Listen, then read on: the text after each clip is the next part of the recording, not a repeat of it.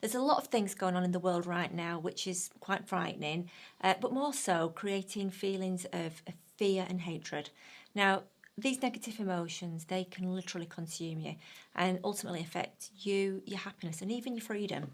There's a saying that holding on to anger and hatred is like drinking poison and expecting the other person to die.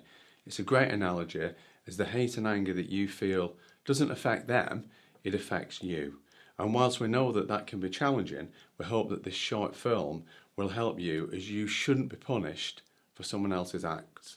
And the pain and anger that you're feeling is just that. Now, whether it's the recent terror attacks or even someone you've known personally that's hurt you, sometimes it's really hard to shake off those negative feelings like disgust, anger, loathing, disappointment, or even hurt. Now, what that person or people did can never be right, and it shouldn't be considered acceptable either. However, these negative emotions, they hurt and punish you. Therefore, we'd like you to consider a few things that we hope will help.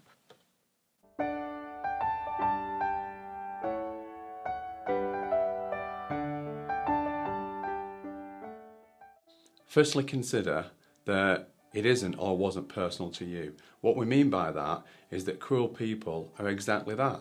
They're cruel. That's what they do. That's what they've learned, and that's what they're like to everyone, not just to you. Everyone, whether that's behind closed doors or even people that you don't even know anything about. What we do know, however, is that you are not to blame. And even though it might feel personal to you right now, it's not. Now, another thing to realise is that people are actually, they're a product of their environment. So weak people, they'll be led, they can be brainwashed. Weak people have a lot of low self-esteem, they hate themselves, and they'll do things to give them a sense of power. So a great example of that is things like terrorists, bullies.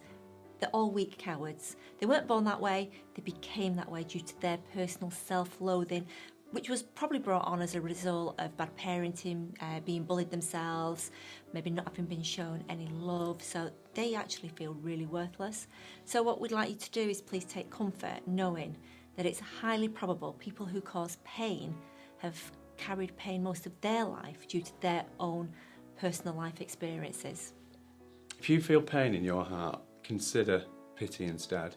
It's a far less destructive emotion to have, and pity those who have been unkind to you or others, or hurt you, or even bullied you, as they probably experienced this at some point in their life themselves. Pity them for being weak.